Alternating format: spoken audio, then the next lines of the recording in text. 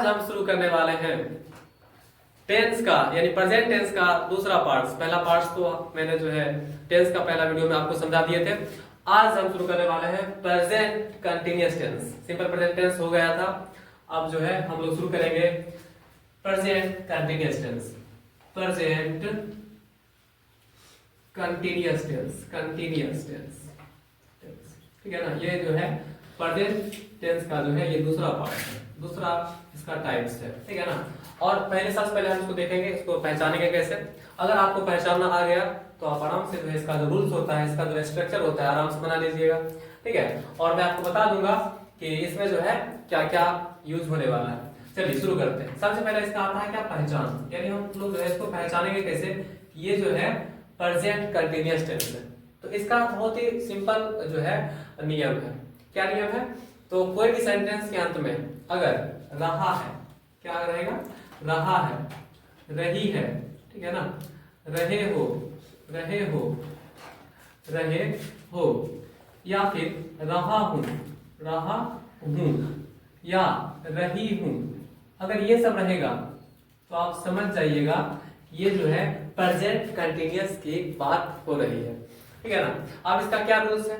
तो इसका रूल्स जो होता है, इसका रूल्स जो बनता है, इसका स्ट्रक्चर जो बनता है, सब्जेक्ट प्लस इज, आर या एम, ठीक है ना। और इसमें कौन सा वर्ब यूज होने वाला है? तो जैसे आपको हम बताए थे कि सिंपल प्रेजेंट टेंस में V1 या V5 का इस्तेमाल होता था, तो इसमें जो है V4 का इस्तेमाल होगा। और अगर ऑब्जेक्ट रहेगा तो आप जो है वर्ब के बाद जो है ऑब्जेक्ट का भी क्या कर सकते हैं, यूज कर सकते हैं, ठीक है ना। तो अब मैं थोड़ा सा ये बता देता हूं कि V4 कैसे बनता है और इज, आर, एम ये कहां पे यानी कौन से जो है सब्जेक्ट के साथ यूज होगा। तो मैं आपको बता दूं कि V4 का मतलब होता है वर्ब प्लस आईएनजी, यानी कहने का मतलब ये हुआ कि वर्ब में अगर आप आईएनजी लगा देते हैं तो बन जाता है क्या, वो V4। लेकिन कुछ ऐसे वर्ब वाला वर्ड होता है जिसको थोड़ा सा याद करना पड़ता है, ठीक है ना। जैसे मान लीजिए राइट है, तो राइट में क्या होता है कि ई हटा करके उसमें आईएनजी लगाना पड़ता है।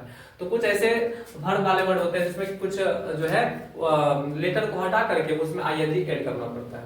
तो आप सबसे अच्छा आसान तरीका है याद कर लीजिए, नहीं तो आप आईएनजी लगा करके भी कर सकते हैं। लेकिन ये है कि कुछ कुछ आपका गलत भी हो सकता है, इसलिए सबसे अच्छा नियम है कि आप जो है V1, V2, V3, V4 and V5 को आप जो है अच्छे से क्या करिए, याद ही कर लीजिए, ठीक है ना। देखिए अब मैं बता देता हूं कि इज जो है इज, आर या एम कहां पे यूज होगा, ठीक है ना। तो मैं आपको बता दूं कि आई के साथ तो एम ये हमेशा लगता है, ये परमानेंटली है, ठीक है ना। उसके बाद जो है यू, वी, ठीक है, या कोई भी चीज जब प्लूरल होता है, ठीक है ना, कोई भी चीज जो प्लूरल होता है तो वहां पे हम लोग जो है क्या लगाते हैं, वहां पे लगाते हैं आर, ठीक है। और ही, सी, इट, ठीक है ना, ही, सी, इट, या फिर कोई भी चीज जब सिंगुलर होता है तो उसके साथ जो है हम लोग इज जो है हेल्पिंग वर्ब का इस्तेमाल करते हैं, ठीक है ना। मतलब आपको जो है आई के साथ हमेशा एम का तो यूज होता ही है, ये तो सबको मालूम है।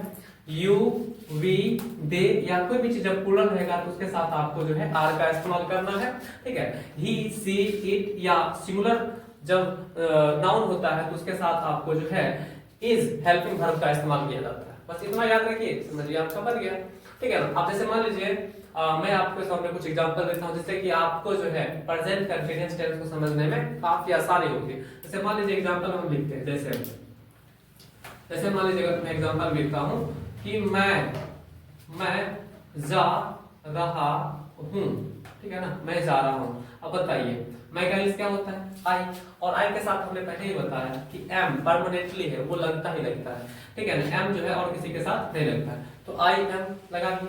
उसके बाद देखिए रूल्स में क्या है, ठीक है ना। सब्जेक्ट के बाद जो है क्या था, सब्जेक्ट के बाद इज था, अब क्या है V4। अब देखिए इसमें वर्ब क्या है, जा यानी जाना, ठीक है। और जाना का यूज क्या होता है, गो, ठीक है ना। और V4 कैसे बनाते हैं, आईएनजी लगा करके, क्या हो जाएगा, आई एम गोइंग, यानी मैं जा रहा हूं। कितना सिंपल था। अब मान लीजिए कुछ ऐसा भी सेंटेंस हम लेते हैं जिसमें कि जो है ऑब्जेक्ट भी हो। जैसे मान लीजिए अगर यहाँ लिखा है क्या, अविनाश, ठीक है ना, अविनाश किताब पढ़ रहा है, ठीक है ना। जैसे मान लीजिए लिखा है क्या, अविनाश किताब पढ़ रहा है, तब बताइए जो है अविनाश, अविनाश का तो खैर अविनाशी इंग्लिश होगा, ठीक है ना, अविनाश, ठीक है, अविनाश। अब बताइए अविनाश क्या है, सिंगुलर है, इसलिए इसके साथ क्या लगेगा, इज लगेगा, क्या लगेगा, इज। उसके बाद आप देखिए सब्जेक्ट के बाद इज लगा ही दिए। अब क्या V4 है ना, अब बताइए इसमें वर्ब क्या है, पढ़ना, पढ़ना का क्या होता है, रीड, और V4 का इस्तेमाल होगा, इसलिए उसमें ING क्या करेंगे, लगा देंगे, क्या हो जाएगा, अविनाश इज रीडिंग, ठीक है।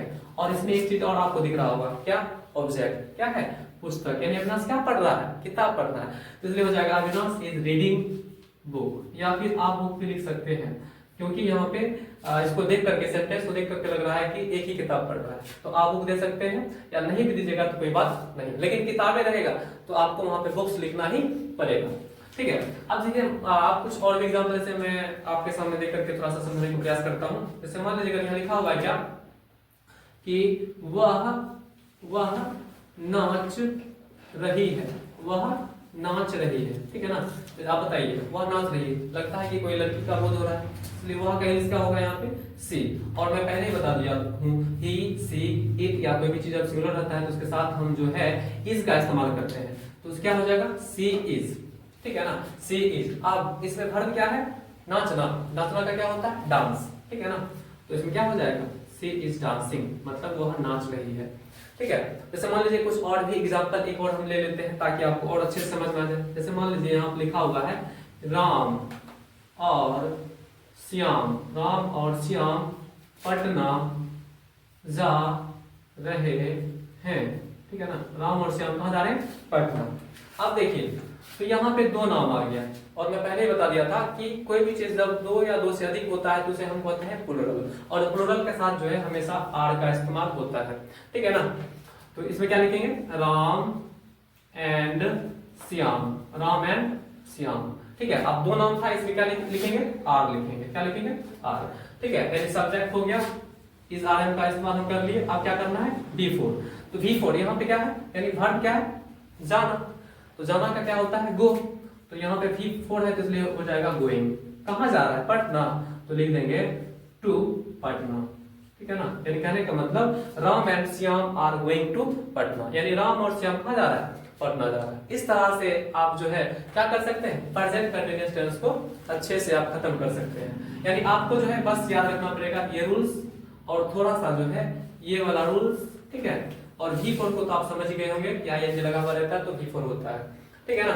चलिए, अगर मेरा वीडियो अच्छा लगा हो तो प्लीज आप मेरे चैनल सेलिड क्लासेस को जो है सब्सक्राइब करें, अपने दोस्तों के बीच जो है हमारे वीडियो को शेयर करें, लाइक करें।